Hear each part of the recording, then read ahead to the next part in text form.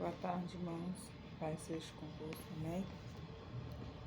Eu quero deixar para nossa meditação, na tarde de hoje, uma palavra que tem falado muito ao meu coração, que se encontra no livro de 2 Reis, capítulo 20, e vai nos falar sobre a doença de Ezequias. Naqueles dias adoeceu Ezequias de morte, e o profeta Isaías, filho de Amós, veio a ele e lhe disse: Assim diz o Senhor, ordena a tua casa, porque morrerás e não viverás. Em algumas Bíblias, em algumas traduções, ela fala: coloca em ordem a tua casa. Então virou o rosto para a parede e orou ao Senhor, dizendo: Senhor, se servido de te lembra de que andei diante de ti em verdade e com coração perfeito, e fiz o que era reto aos teus olhos. E chorou muitíssimo Ezequias. E sucedeu, pois, que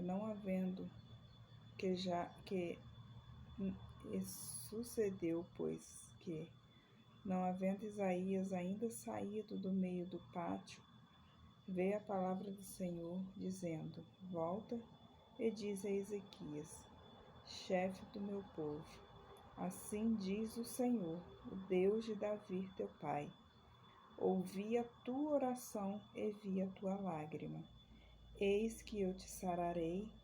Ao terceiro dia subirás à casa do Senhor, e acrescentarei os teus dias 15 anos, e das mãos do rei da Assíria te livrarei, a ti e à sua cidade, e ampararei essa cidade por amor de mim.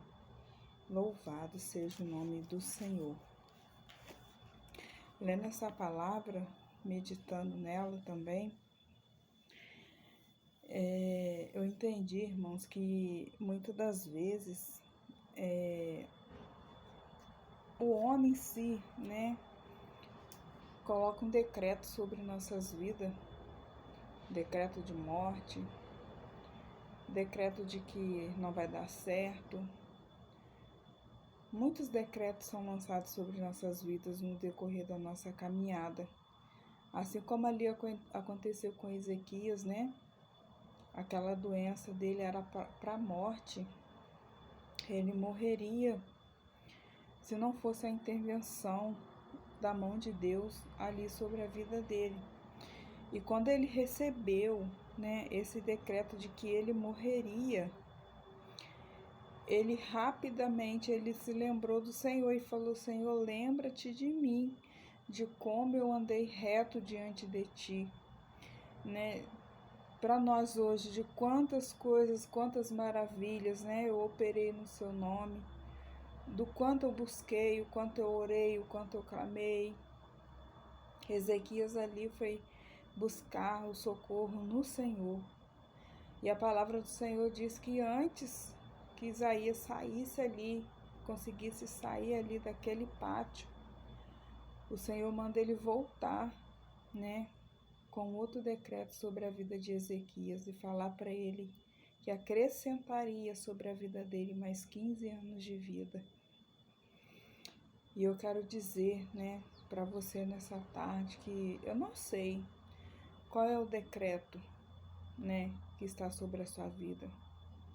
Se é decreto de morte, se é na sua área financeira, se é na sua saúde, se há um decreto no seu casamento, se há um decreto dentro do seu lar, onde muitos olham e julgam, dizendo que crentes são eles, que nunca tem nada, que nunca consegue nada, que não vai para frente. Eu não sei qual é o decreto que hoje você se encontra.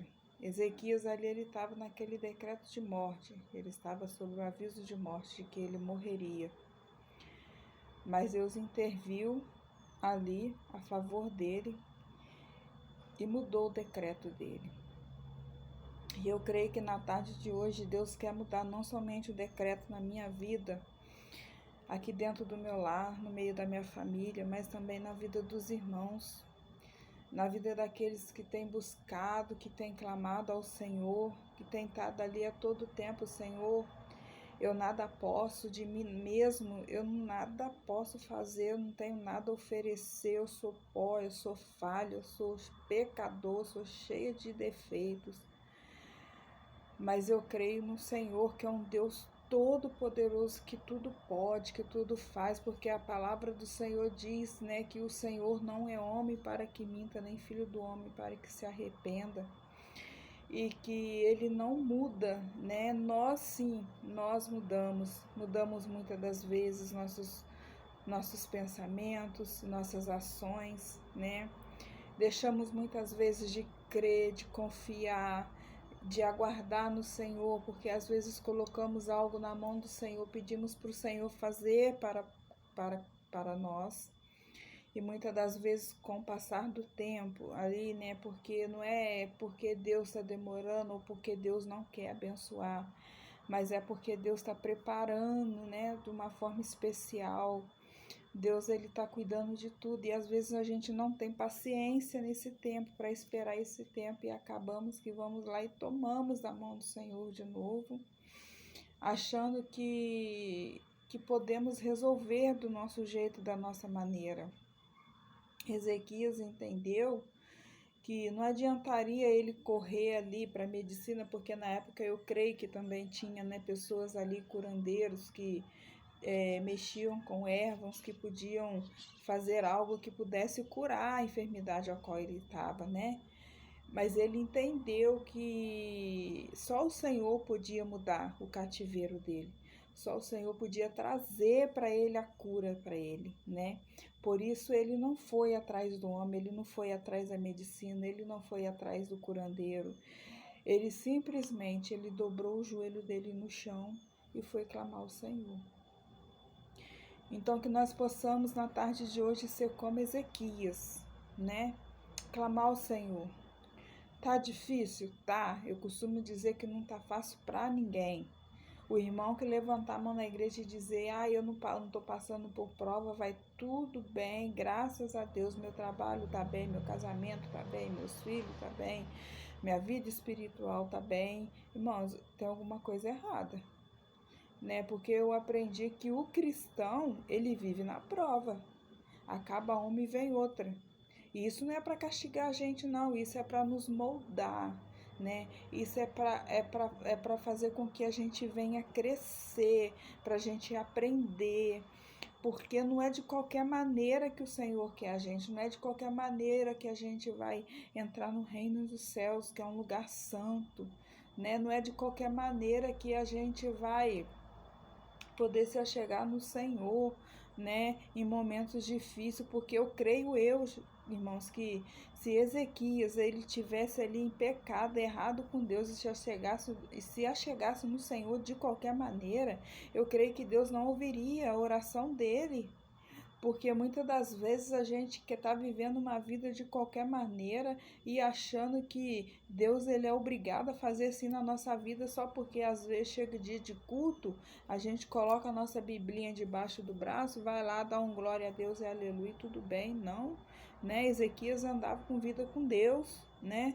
Por isso que ele fala: lembra-te, Senhor, dos anos a qual eu te servi, né? Ele ali foi sincero, ele se derramou, ele se humilhou na presença do Senhor, e não foi de qualquer maneira. Então hoje, para que a gente venha receber um decreto, para que Deus venha mudar um decreto na minha vida e na sua vida, a gente tem que reconhecer que não é de qualquer maneira, não é de qualquer jeito, né? A gente tem que estar sempre ali falando com o Senhor, para o Senhor nos moldar, para o Senhor fazer com que a gente venha nos tornar um ser humano, pessoas melhores, porque a nossa carne, ela é pecaminosa, né? O desejo da nossa carne muitas das vezes fala mais alto do que o nosso espírito, que é a vontade do Senhor nas nossas vidas.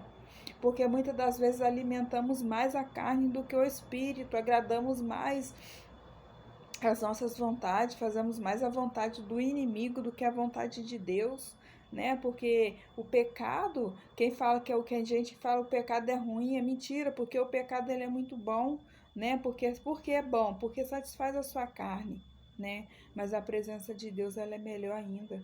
A presença de Deus na minha vida e na sua vida, ela não pode deixar de existir jamais. Eu queria, tem uns dias já que eu tô para poder falar um pouquinho sobre isso, né? E eu fico assim, Senhor, eu não sei falar muito, eu não sou muito assim de tá me. Eu sou na minha, os irmãos me conhecem que eu sou bem na minha, eu sou muito de observar. E tem algumas coisas assim que o Senhor, infelizmente, o Senhor me dá em sonho, o Senhor me cobra muito em sonho, e às vezes eu vou pro joelho, eu vou orar, e o Senhor falando, fala sobre decretos, porque tem muitos ali que estão sobre um decreto que eles não estão conseguindo enxergar que eu sou o Deus Todo-Poderoso que posso quebrar todo decreto, todo jugo, todo decreto do homem, toda maldição, tudo aquilo que foi lançado. Quero dizer para você na tarde de hoje, tudo aquilo que foi lançado sobre a sua casa, sobre a sua vida, sobre a sua família, seu casamento, seu trabalho, seja o que for.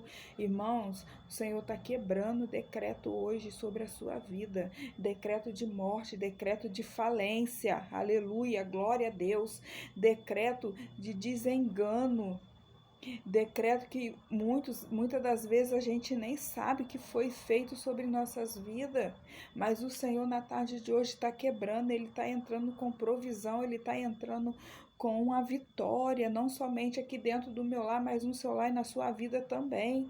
Louvado seja o nome do Senhor, aleluia, glória a Deus.